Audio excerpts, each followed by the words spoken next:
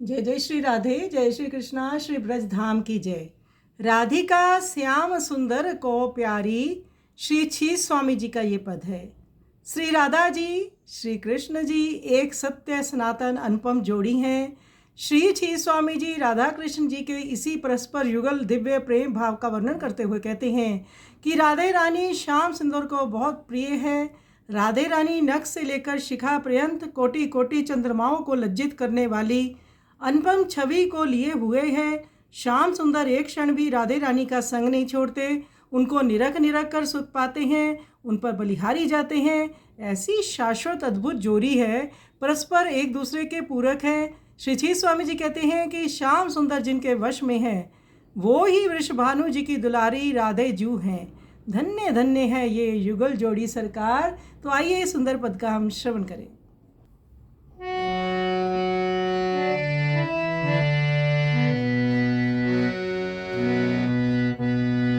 राधिका श्याम सुंदर को प्यारी, राधिका श्याम सुंदर को प्यारी, नख शिख अंग अनूप विराजत, कोटि चंद द्युति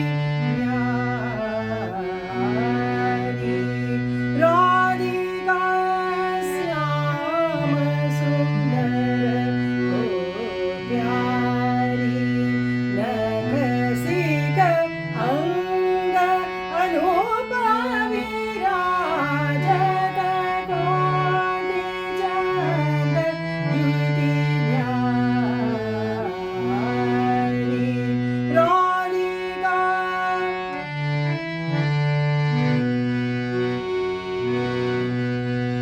राधिका श्याम सुंदर को प्यारी, नख शिख अंग अनूप विराजत, कोटि चंद द्युति